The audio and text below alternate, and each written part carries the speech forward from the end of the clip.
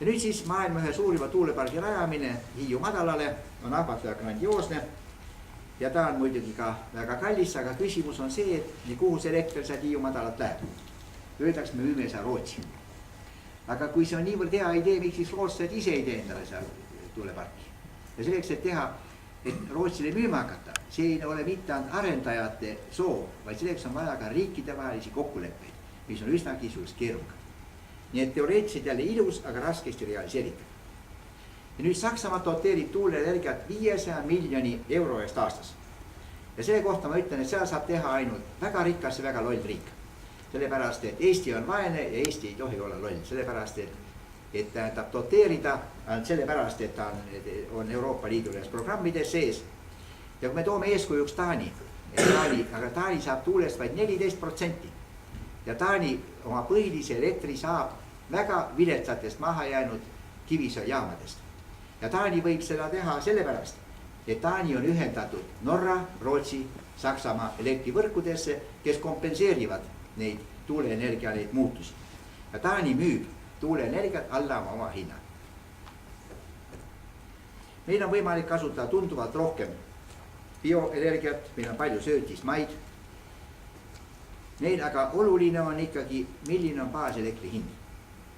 Ja siin tähendab näete, et tuumaenergia on kõige odavam. Kõige kallim, nagu näete, on puit, see praegu, ma ei tea, kuidas Saaremaal on, aga näiteks mandril on praegu kuiva kasepuidu tihumeeter maksab 800–900 krooni, mis on meeletu hind. Ja nagu näete, tuul on 2 korda kallim kui tuumaenergia.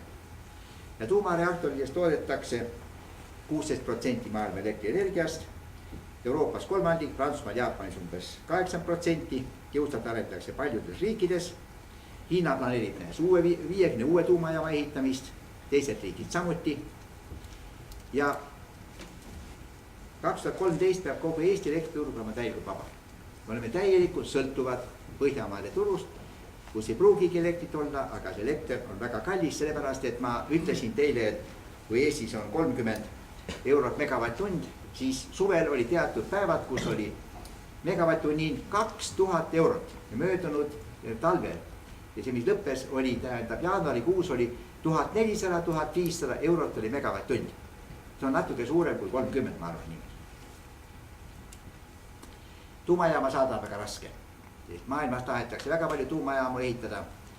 Et ette on pandud juba nagu 185 sisulist alustamist juba olnud peaaegu 100 jaama ehitamist.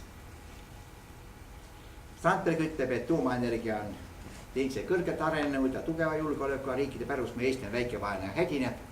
Mina usun, et Eesti on väga tubli. Eile ka Ameerika suursaadik nees Eestit kiitsime, oleme IT-riik ja loomulikult meil on võimalik seda kõike teha. Mõni ütleb, mis teha jäätmetega. Tegelikult jäätmeid tuleb väga vähe.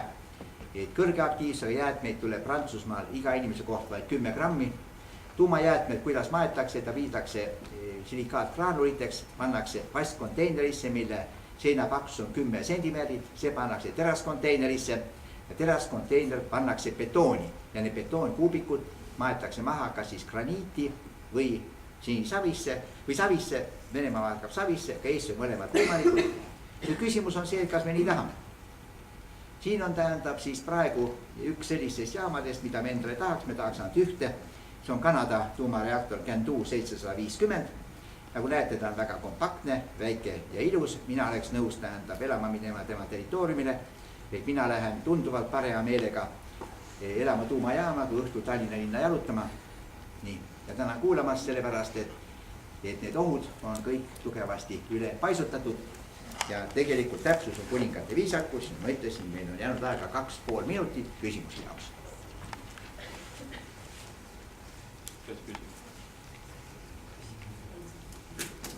Nii. No küsime nüüd, kes on nõus tuumajaamaga teisse teha. Kas on mõni hääl rohkem või? Tõstame käed püsti nüüd uuesti. No ma arvan ikka oluliselt rohkem ja uskuge mind, Eesti, meil ei ole muud väljapääsu. Ma ei ole mingisugune tuumaenergeetika fänn, sest ma olen tegelikult põlevkivi energeetikat kogu aeg toetanud ja kõik, aga Euroopa Liidu need nõuete kohaselt me ei saa enam põlevkivi energeetikat arendada. Mitte ükski teine energeetika liit ei võimalda saada meil suurtes mahtudes energiat. Nii et tegelikult ma olen väga tänulik teile, et see tänu minu sellele loengule oluliselt tähendab tuumaenergeetika toetajate hulk kasvas ja ma loodan, et siin osa inimesi läheb ka siis tuumaenergeetikat õppima. Sest tegelikult on nii, et ma ei tööta ainult Tallinna Tehnikaülikoolis geoloogia, ma olen ka Tallinna Ülikoolis ja ma olen ka Euroülikoolis ja Mereakadeemias. Ja sellepärast ongi ta niimoodi, et kõik ütleb, ma läheks küll õppima Tehnikaülikooli, kui seal ei oleks füüsikat, matemaatikat ja keemiat, eks. Aga uskugi, energeetika ei ole väga populaarne olnud, aga energeetikuid on Eestis tohutult vaja. Nii, aitäh. Indrek, ma ühe küsin. Ma küsiks nii, et kui tuumajaam Eestis ehitada, kas oleks vaja teha üks, mis täpselt Eesti vajadused rahuldab ja võib-olla on siis ütleme prognoosiga ka seal näiteks 10 aastat ette või peaks olema nii võimas, et me suudaksime ka midagi müüa, et see oleks meile kasulik või peaksid olema mitu? Nii, kõigepealt Eesti on olnud tuumariik juba. Meil oli Pakri poolsaarel oli 2 tuumajaama, 79 megavatt, need oli tuumaallveelaevade makettides. Need viidi Venemaale ära ja seetõttu rahvast meil ei teadnudki, et meil juba tuumajaamad olid. Nüüd teine on see, et on loomulikult võimalik teha väikesi tuumajaamu ja mitu. Ja ma ise olen käinud Venemaal neid tutvas ujuvate tuumajaamadega, sest sisuliselt on need tuumaallveelaevade reaktorid, mis paigutatakse laevadele ja on võimalik, et sõidab siis laev siin sadamasse ja torkad siis sepsi sisse ja Ameerikas on juba tuumaallveaatomilaevad, mis on kuni 400 megavatti. Ja seetõttu on võimalik ka lahendada selle niimoodi, aga tegelikult ikkagi otstarbekam on Eesti territooriumi väiksust arvestades on mõtet teha üks ja see peab olema ilmselt Põhja-Eestis, sest on jahutusvett on vaja ja peale selle peab olema juures siis ka elektritarbijad. Näiteks minu ettepanek oli teha see Kunda lähedal leti peale, kus on asustamata piirkond küllaltki. Lähedal on suured tarbijad, näiteks Kunda Nordic Cell, lähedal on ka siis näiteks Rakvere linn ja kummagile poole, kui ida suunas vaatame või Tallinna suunas on 100 kilomeetri kaugusel suured tarbijad. Peale selle on vaja, et seal tekib jääksoojus. Ja jälle, kui te loete, Eesti Energia on pakkunud välja, et teha tuumajaam Suur-Pakrile. No rumalamat ideed on raske välja mõelda ja mitte miks. Sellepärast, et Suur-Pakril ei ole sadamat, ei ole raudteed, ei ole maanteed. Selleks, et sinna üldse juurde pääseda, on vaja ehitada tamm üle Kurkse väina. Inimesed ei hakka ehitama telkides, selleks, et üldse ehitama hakata, on ehitajatel vaja elamisi ja sellepärast ongi, et ta peab olema ikka kultuurses kuskil piirkonnas. Ja samuti on tehtud üks magistritöö Tehnikaülikoolis, kuidas tuua toru kaudu siis jääksoojust Tallinnasse Suur-Pakri saares, no kujutage ette jällegi.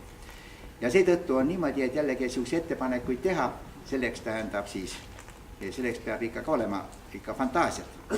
Ja selle fantaasiat on, sest ma ütlesin rektorile, et selline anekdoot liigub, et kapo otsib Eesti Energias energeetikud, kui leiab, vallandatakse ära. Sest kõik on seda ärimehed põhiliselt ja seepärast, et teha sellist ettepanekut viada sinna Suure-Pakrile, no see ei ole mingi mõistlik ettepanek. Ja seetõttu muidugi on nii, et minu arvates peaks olema valdade vahel konkurents, et ma tahan endale tuumajaama. Sellepärast, et see annab tööjõudu, annab vallale kõrgepalgalisi maksumaksjaid ja peale selle on nii, et on võimalik kokku leppida, et valla elanikud saavad elektrit näiteks ilma rahata või oluliselt odavamalt ja seetõttu muidugi, kui tekib selline konkurents, et tahetakse paljudesse kohtadesse, no siis tähendab võib-olla Võtpest jaamast juttu, aga ikkagi on nii, et me peame arvestama ikkagi keskkonnakaitse ja ökoloogiaga, sellepärast, et kui oli omal ajal see Võrtsjärve tuumajaama rajamise probleem, sellega ma oleks rikkunud ära ju kogu Võrtsjärve ökosüsteemi, Emajõe kaudu ka Peipsi, sellepärast ikkagi, et kui veetemperatuur oleks tõusnud kuskil kas või kuni 10 arvestati 8 kraadi, no loomulikult kõik need ökosüsteemid oleks oluliselt muutunud ja karpkalume poleks tingimalt pidanud lasta kasvatama.